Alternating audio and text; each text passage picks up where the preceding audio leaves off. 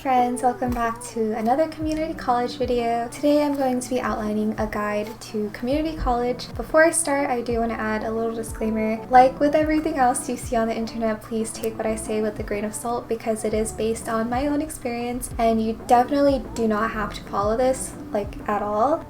There's a plane.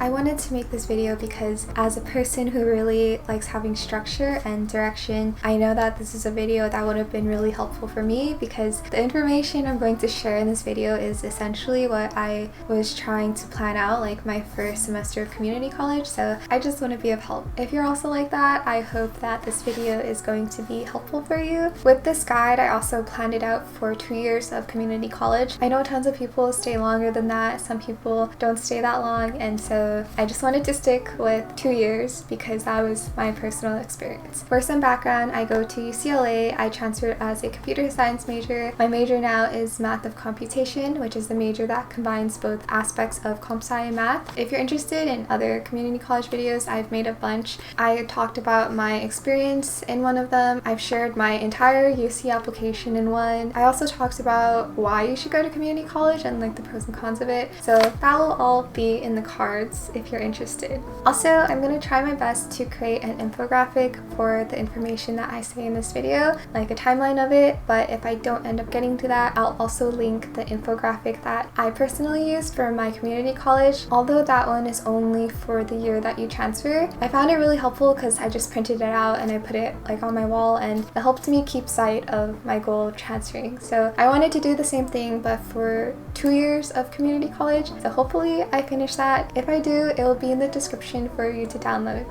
Okay, I have notes, so let's start. I know fall semester just started, but I'm gonna actually start with summer, so I'm sorry if you're a first year community college student already, but this is for the future community college students too. So the first thing I would recommend doing is to take summer courses. At this point, you have so many GE classes that you need to fulfill, and it's very easy to just knock some out of the way like now. The summer before you start is the perfect time. The reason for this is because you're transitioning into college. I think GE classes are a good transition because typically they aren't as difficult as your major related coursework, just because you have so many more options and you can take the ones that you're more comfortable with, or there's a wide variety of professors as well if you want to take a certain professor. If you've already decided on your major, feel free to take a major related course, but do it only if you think you can handle it and if the professor is good. I was a comp sci major, and so there weren't many like professors teaching every class. Like there was one professor for Calc 1, one for Calc 2, just because it was summer. Do your research on the professor if you're going to do that, because you don't want to be stuck with a bad professor and then fail a class and it's like the beginning of your community college journey. It's not going to be fun. So double check on the professor and make sure that you can handle it.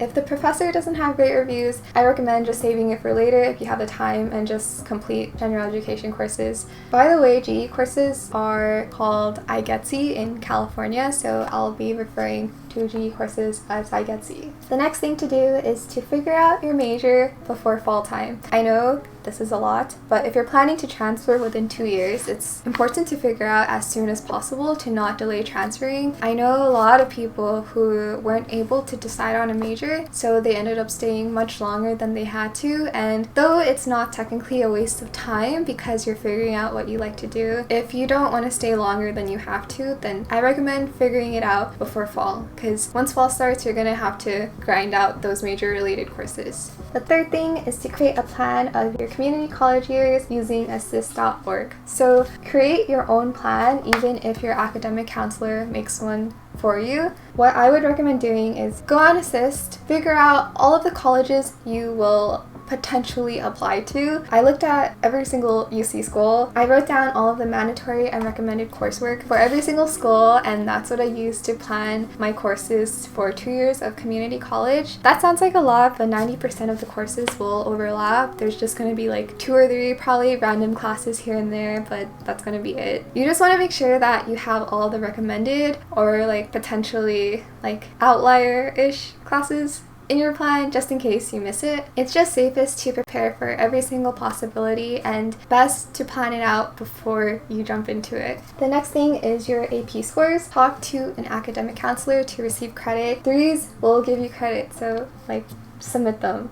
I don't remember how I submitted mine. I just remember going to a counselor and they did it for me, so it's not difficult at all. The last thing I would recommend doing over the summer is to look into learning communities as well as scholarships. So some community college courses will offer scholarships or even free tuition for first year students, but you do have to apply before your first year. So ask around and ask your counselors. I was invited to a learning community called ETS, which was engineering and tech scholars, I think, but I didn't do it because I was like not interested in really getting involved in anything the semester before entering community college. Like I just wanted to get out of there. So, but I promise you that if you get involved, things are going to be a lot easier for you and just a lot more fun. So I learned that kind of the hard way. At my community college, we had a thing called Promise Scholars. You just have to apply for it the summer before you enter your first year and gives you free tuition and free textbooks, I think up to 3 years. Not entirely sure, but your community college might have the same thing, so like, go look around. Okay, fall time! First thing to do is join organizations and clubs at the start of the semester. Do not wait. Your coursework is only going to get harder, so this is the time to figure out what clubs or organizations that you want to commit yourself to. I know that it might be tempting to just wait, but you only have 4 semesters at community college. You gotta start now. For me, I was really scared to join anything, but I ended up applying for a junior executive position for my honors transfer club at my community college. Being a junior exec officer allowed me to become president the next year, so that's like a 2-year thing, and usually at my community college, the honors club was looking for first-year students because they need them to become upper execs in the second year. If you go to Skyline, that's how it works, so junior exec positions are important, okay? The only reason why I applied was because there is a position called Commissioner of Media and PR, and I like doing that stuff, so I applied, but I'm so glad that I did. I don't know what I would have done if I did not apply for that. Yeah, apply for that type of stuff, interning or shadowing or whatever it's called. Just apply for it. You literally have nothing to lose. Don't waste your time. I also joined the dance program this semester. I was also really scared, but that was like one of the best decisions I also made at community college, and I'm really glad that I joined my first semester. The second thing to do is to learn your strengths and learn your campus. Do you like asynchronous GEs? Do you study better on campus? Where are good places to study? Do you like quieter places like libraries, or do you like more friendly communal places like my school had a STEM center? This is so important to know because once you figure this out, school is just going to be so much easier for you. I learned that I liked online GEs because they were usually very easy. I liked to stay on campus because I liked getting everything done on campus so I could just relax when I got home. I also would recommend just staying on campus in between your classes in general because that's how you will make friends. For me, I studied in the STEM center and I also studied sometimes in the honors room, which was also open to everyone, so I got to meet people through those things. Also because they were my classmates like in the STEM center, so at least for me, everyone was very, very friendly. In my experience with the STEM Center, professors also like hover around there because that's where their offices are. It's easier to get to know them if you hang around the area. I'm definitely talking from like super personal experience, but I'm just trying to share everything in case your community college is the same way, okay? And the last thing for fall is to go to tutoring or SI sessions as they were called at my community college, especially if you have downtime in between classes. Tutoring sessions, SI sessions, they are not like office hours at all. I'm terrified of office hours. I'm still so terrified of office hours. Tutors, they're not going to bother you usually. They're just going to answer your question if you have a question. Otherwise, you can literally just treat it as a place to chill and get your work done. You'll also make friends, including your SI. They're also a student, meaning that they're not usually too much older than you. They're also a student. They might even be younger than you, so... For those of you who watch my vlogs, my boyfriend was actually my Calc 1 SI, and we became friends because I went to his SI sessions. Once you start meeting people in your major community, like field, you're gonna start making a lot of mutuals, and then it's very easy to make friends at that point. Even if your goal isn't to make friends, like I'm so introverted. I'm like 90% introverted, I think, on like the MBTI thing, but it's so useful to have friends. Not to say like to use your friends, but to be surrounded by people like you in your major, it makes you want to study. They can help you with things that you don't understand. You can help them back, and you can just struggle together. It's just so much more doable when you have friends. I recommend just hanging out in whatever community you're in. Hopefully you also have a space for your major related field. I just finished filming. I forgot to mention one thing. Someone asked me, how do you manage extracurricular activities in this pandemic? I was only at community college in the pandemic for 1 semester, so I can't really answer this question too well. With dance, it became online practices, and with honors, it was just Zoom meetings. Also, that's my camera. It is up to the organization and club to figure out how they're going to manage their organization in the pandemic, so it's not up to you. I think the only thing you would have to worry about is joining the actual clubs, because you can't just show up places and there's no like flyers around the school that you're gonna see. Look up their social medias of the clubs that you're interested in or want to join, and just follow them so you have the updates. If you have any specific questions, I would recommend probably just emailing them, which should be on their social media or just straight up on the school website. So that is my answer to that question. I also realized I didn't talk much about honors in this video. Look up UCLA TAP, it's priority to UCLA, and I highly recommend starting on that your first semester. So springtime. Springtime is probably the more chill semester. I definitely made the most friends during the semester because I think usually around this time most people have established a pretty like general routine, but this doesn't mean you can slack off, okay? You're only here for 4 semesters and 2 summers. Each semester has so much power over your GPA. It's very important to not slack off. This is also FAFSA time, scholarships time. For scholarships, my school offered a lot of them and all I had to do was apply. So usually they will let you know. It was like a school-wide email. I don't think I applied to scholarships outside of that. Sometimes if there was like a STEM related scholarship, my professors would email that out to classes. So usually I think they don't come to you, but people will let you know when there's opportunities. This is also the time to run for officer positions for the next school year. So this semester I ran for president for honors, and this is what I mean by not to wait, because if you wait until spring or your second year to join clubs, you might miss out on a lot of opportunity. Join things in fall semester. If you don't like it, drop it in the springtime. If you do like it, run for an officer position. Okay, summer. So take summer classes. This is one of the last opportunities to raise your GPA, and because summer is, you don't take a lot of classes during summer. How do I word this? What I'm trying to say is if you take one class and you get an A in it, it will help your GPA a lot. If you get a C in it, it won't, so you have to be careful. If you don't feel confident taking a major related course during this time, then get more I get C out of the way. If you're scared of a specific class, maybe only take that class and focus on it. It's definitely going to be faster because it's summer, of course, but it may be worth it if you can put all of your time into this one class. Take advantage of the system if you can. If your friends are taking a major related course with an easier professor, take the class too, even if you aren't so confident, because having friends or an easier professor will definitely be worth it. The summer before my second year, I took linear algebra, which I heard was going to be very hard, but thankfully I took it with my friends. We had not an easy professor. He went kind of ham that summer, but he was a more chill professor. I also took an asynchronous GE this summer. I took developmental psychology, and I also worked for 20 hours a week, I think. So I know that sounds like a lot, but it wasn't too bad because I still had friends with me, and the class it was nice to be able to just focus on one class.